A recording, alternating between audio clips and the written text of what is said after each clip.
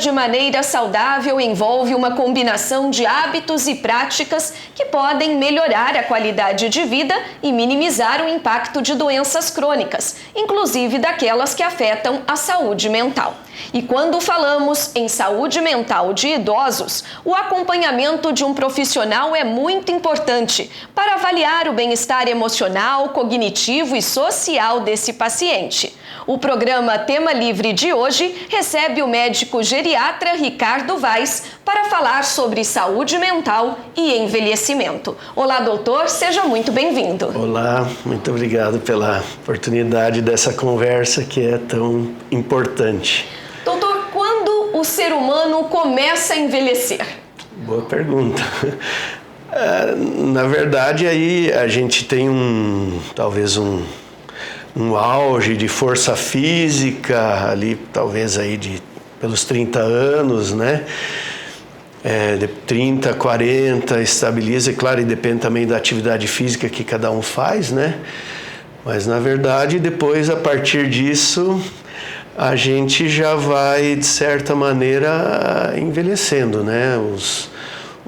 Cada órgão do nosso organismo tem uma reserva funcional que ela vai diminuindo aos poucos, mas não havendo maiores doenças, eles funcionam bem até uma idade avançada, inclusive, né? Mas por isso que realmente é importante um estilo de vida saudável aumenta a chance da gente envelhecer melhor, né?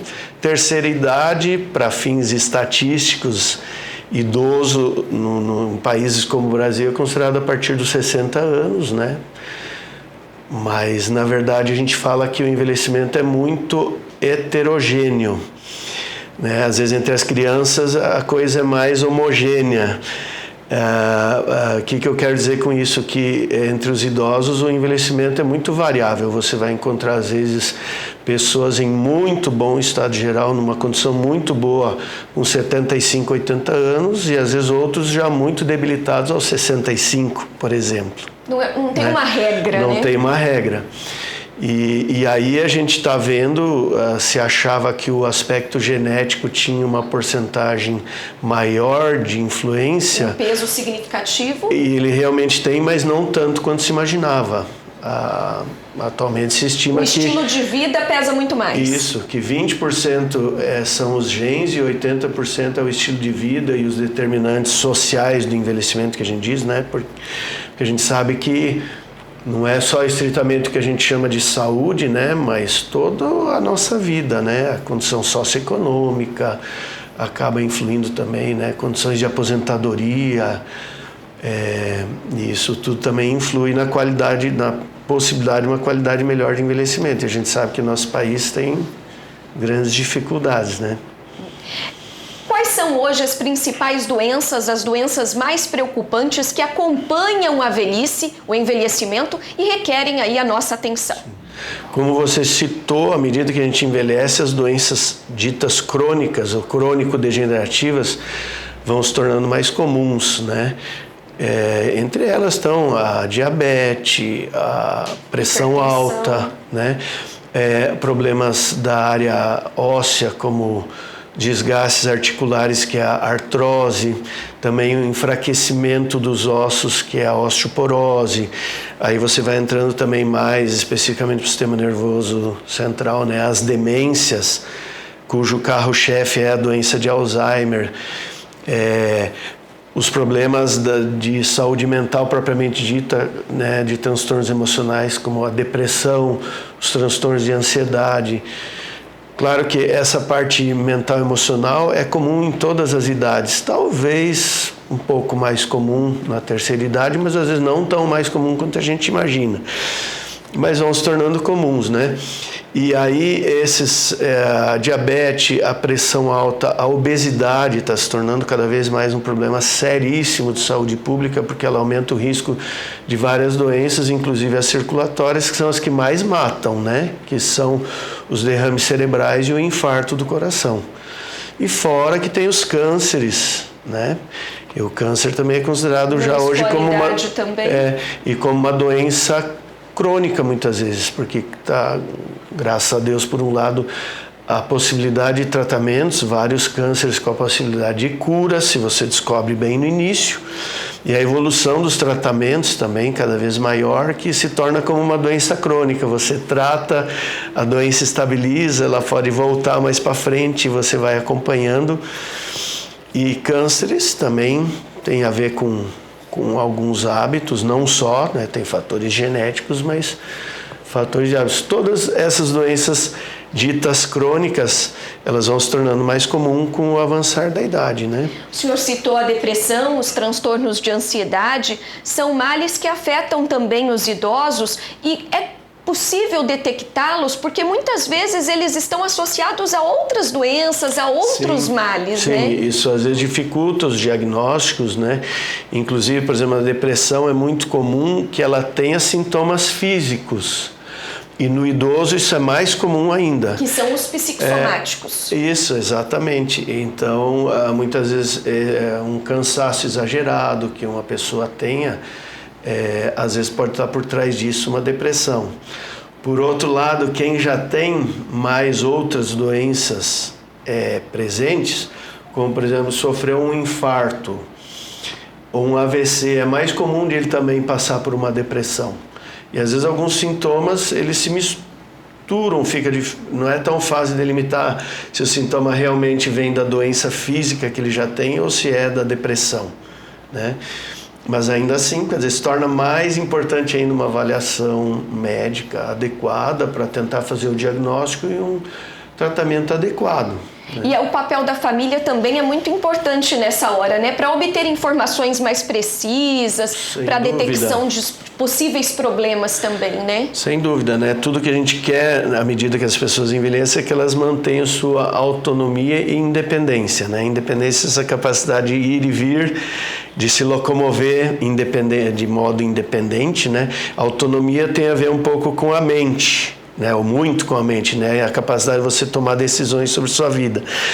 Quando você envelhece, né, é muito bom quando esse idoso ainda mantém essa autonomia, mas muitas vezes ele vai precisando um pouco mais de supervisão e apoio da sua família. Então, realmente a família estando por perto, né, e às vezes ajudando a perceber determinados sintomas que às vezes o próprio idoso ou não percebe ou ele não quer ir muito atrás. E nessa área mental, principalmente depressão, se a pessoa está depressiva, isso mexe com a motivação dela, né? Com o estado de ânimo. E aí, às vezes, é mais difícil ainda dela procurar ajuda. Então, a família se torna realmente, como você está falando, muito importante. E muitas vezes a família acaba perdendo a paciência, né? Como a família pode construir um ambiente acolhedor, aconchegante, para que o idoso se sinta à vontade, compartilhe as suas preocupações, as suas ansiedades, né? É a questão mesmo de cultivar bons relacionamentos, né? E uma frase comum, quase como um ditado dentro da área de envelhecimento que a gente ouve muito nos congressos, que a gente envelhece da forma como vive. O que está por trás disso, né? Que na verdade a gente vai colher o que a gente plantar, né? Se a gente, desde a infância, adolescência, adulto jovem, você desenvolver melhor vários aspectos da sua maneira de ser, do seu caráter, sua personalidade, de aprender a lidar com o estresse, de se autoconhecer e proteger melhor o seu emocional, isso vai ajudar muito para envelhecer. E se você cultivou, né, um relacionamento familiar melhor, a chance de que lá na frente isso seja mais harmonioso e que um colabore melhor com o outro é maior. Muito né? maior. Infelizmente não é o que a gente sempre vê. Às vezes tem famílias que vão se desestruturando ao longo da vida e aquele suporte tão importante, que realmente um fator fundamental para um bom envelhecimento é o suporte familiar e social, né? E essa rede de apoio nem sempre está tão bem constituída, bem estruturada, né? E aí realmente, se as famílias estão ficando menores também, isso é uma outra questão. Exatamente. Mas aí, de novo, né, que essa pessoa ela não se isole demais, que ela interaja com grupos, né, sejam as igrejas ou outros grupos de atividades, um voluntariado, que ela mantenha contatos com outras pessoas.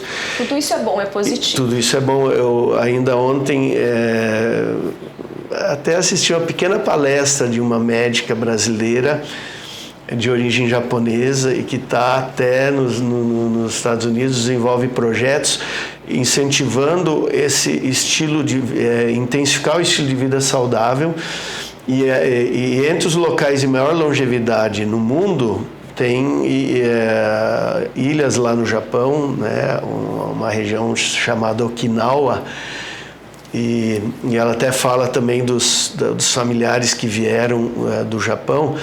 E nesses locais de muita longevidade, uma das coisas que sobressai muito é, mesmo à medida que envelhece, eles manterem um senso de responsabilidade social, tanto e na questão até de grupos de amigos, né? Eles vão um pouco além só dessa amizade superficial, mas essa coisa de realmente um se sentir responsável pelo outro.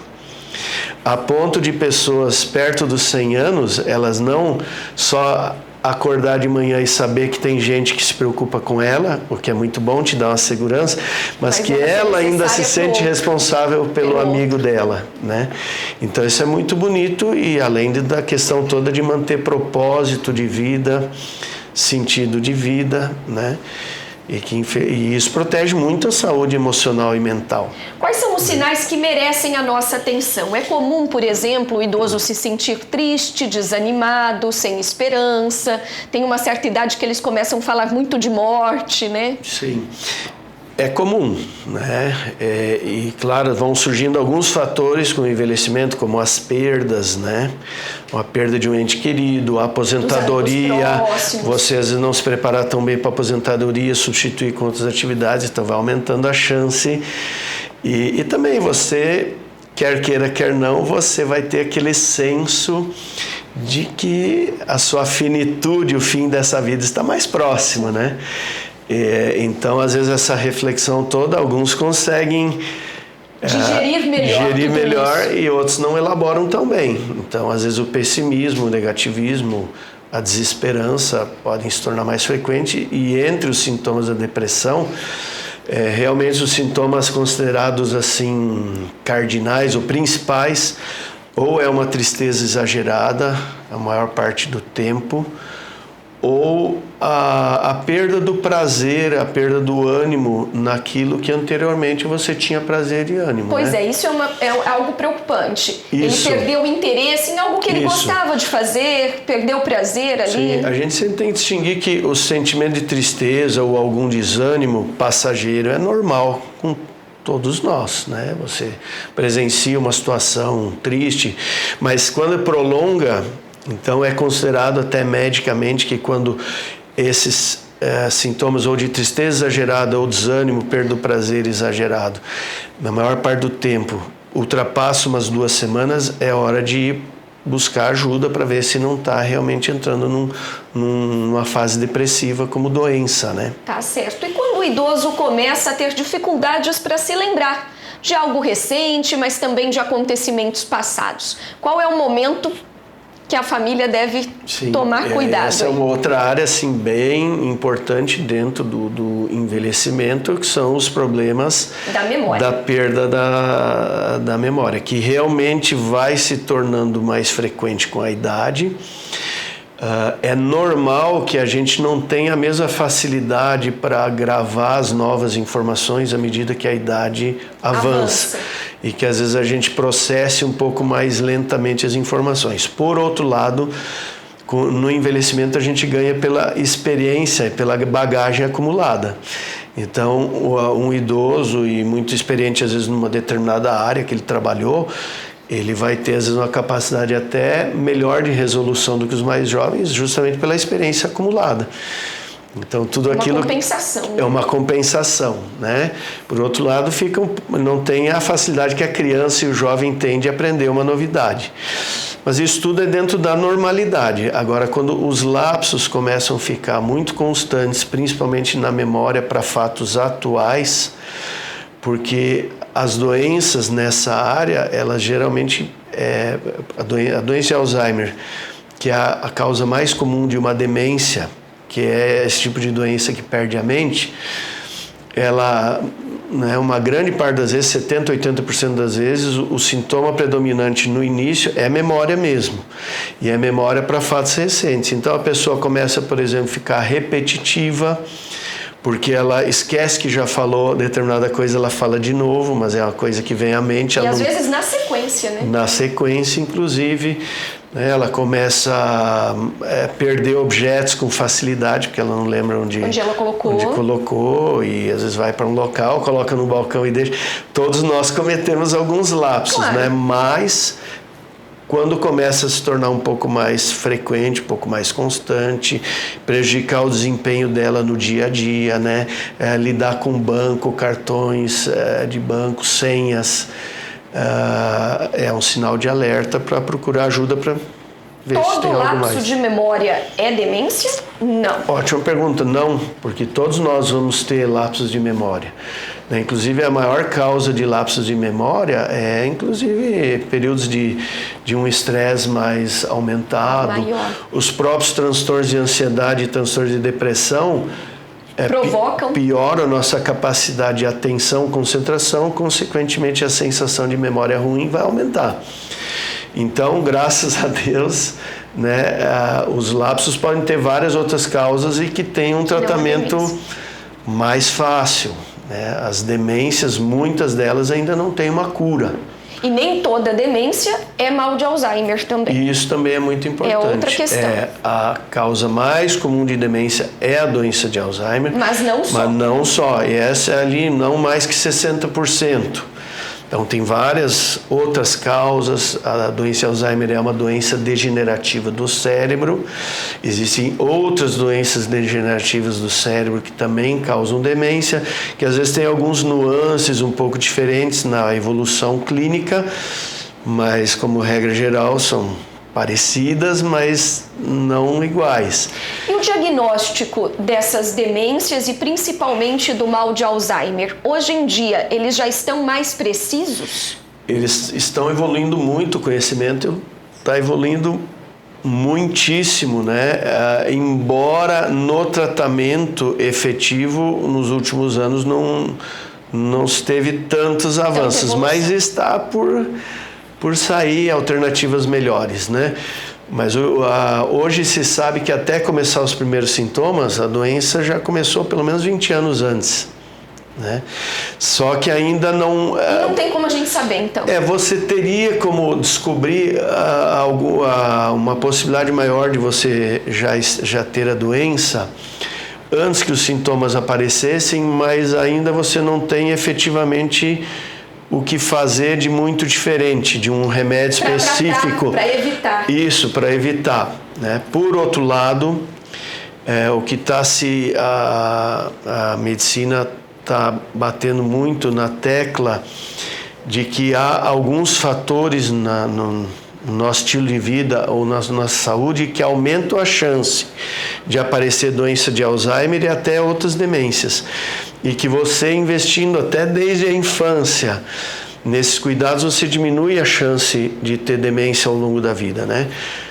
E um dos principais fatores é a escolaridade, né?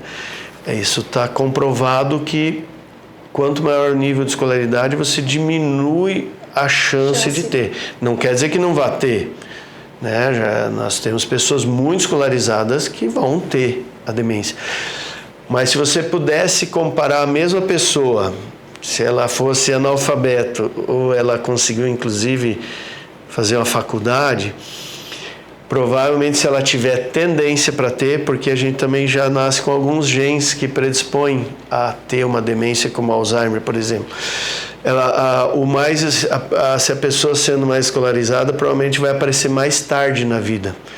Então imagina se uma doença dessas, ela aparece aos 65 anos, mas dependendo como você viver sua vida, ela pode aparecer aos 75 ou 80 anos. Não é uma grande diferença? É uma grande diferença. Significativo. De repente até você vai morrer de outra coisa aos 78 e nem vai aparecer a demência. Né?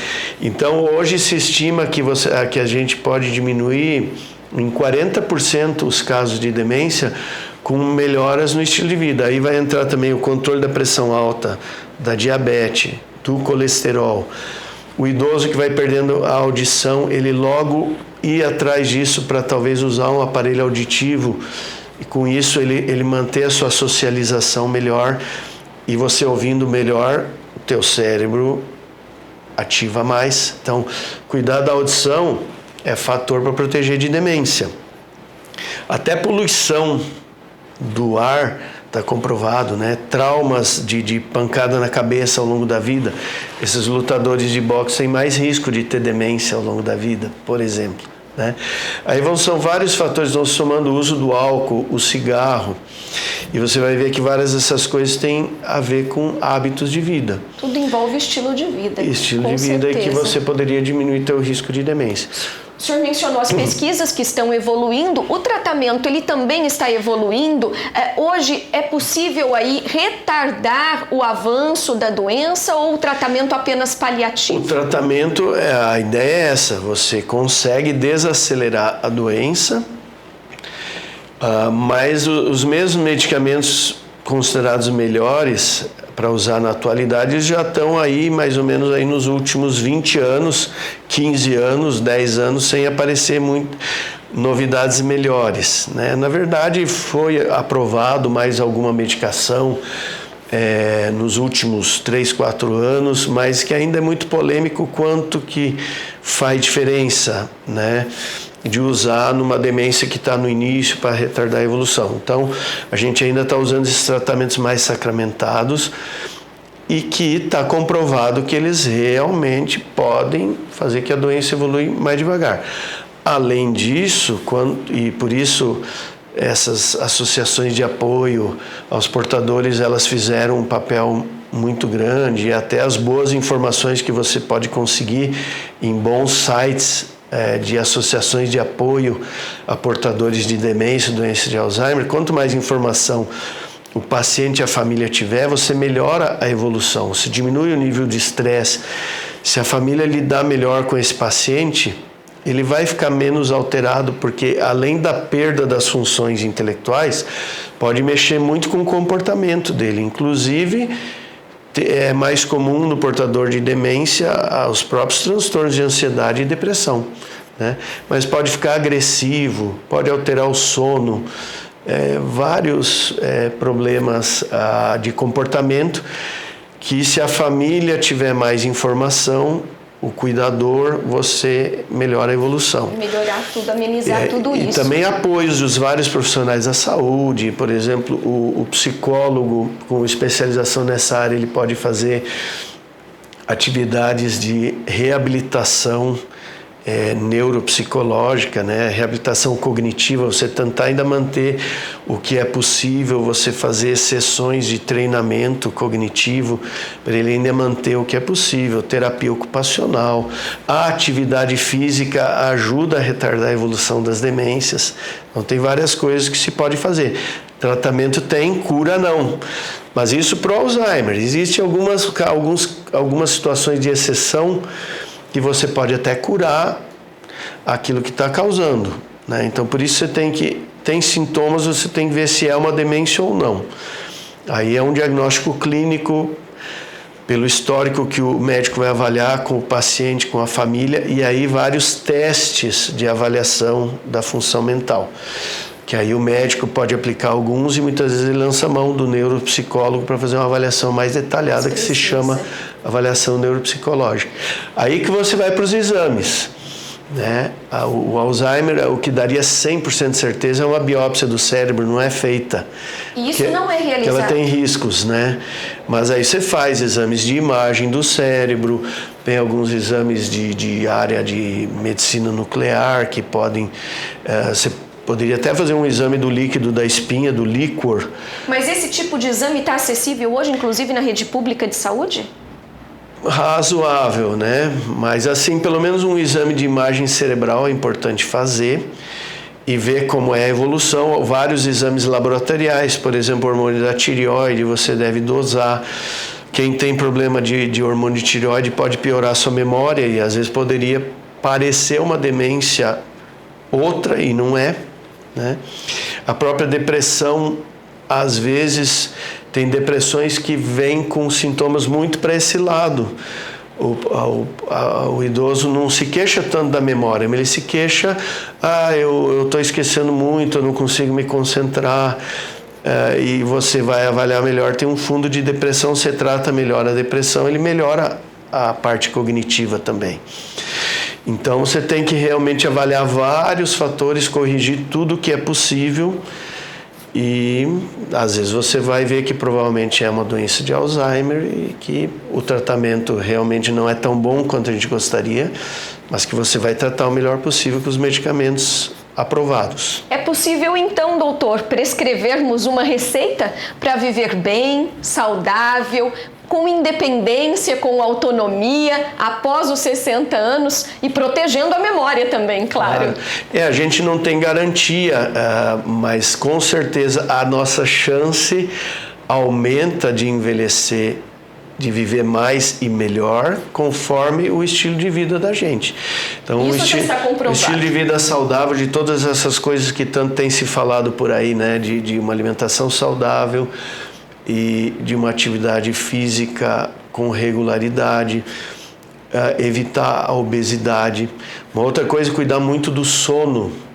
Inclusive a gente nem mencionou, está se tornando até como uma potencial fator para a demência aparecer antes ou para piorar a parte de memória, aqueles problemas de apneia obstrutiva do sono. Então, e muitos adultos, uma porcentagem alta de adultos tem problemas nesse sentido, então a área que evoluiu muito tem que avaliar também a qualidade do sono para manter bem. Então são vários aspectos, né? E essa questão de você cultivar também o cuidado com o seu emocional, gerenciar o estresse, né? Estresse, quem vive tem estresse, mas você pode gerenciar o seu nível de estresse para que ele seja dentro do nível que você pode administrar bem. E muitas vezes então, você tem que se socorrer dos profissionais da área de psicologia, fazer uma psicoterapia para você desenvolver melhor ou levar melhor essa parte de período de pré-aposentadoria, aposentadoria, e manter bons relacionamentos, né, até o fim da vida, isso é fundamental. Então você vê que a receita são vários aspectos. Preocupar-se com o corpo, com a mente e com o espírito. Isso, porque na verdade a nossa saúde ela é uma coisa holística, ela é integral. Você cuidar do seu físico vai repercutir no seu mental, você cuidar do seu mental vai repercutir no seu físico, né? Até as doenças físicas, para quem é mais otimista, quem desenvolveu melhor o seu emocional, ele vai ter menos doenças físicas, até menos cânceres, menos risco de infarto. Então tem que abordar todos os fatores. Está certo, o programa Tema Livre de hoje abordou saúde mental e envelhecimento com o médico geriatra Ricardo Vaz, a quem mais uma vez eu agradeço pela presença. Obrigada, doutor, pela entrevista. Eu que agradeço e parabenizo aí esses tipos de programas, são fundamentais para que a população cada vez mais tenha conhecimento e ela seja responsável pela própria saúde. Muito obrigada. E assim nós encerramos a temporada 2024 do programa Tema Livre. Todas as entrevistas estão disponíveis em nosso canal no YouTube e em nosso perfil no Facebook. Acesse o QR Code que aparece na tela ou o site aracatuba.sp.leg.br, assista e compartilhe. Muito obrigada pela sua companhia e até a próxima!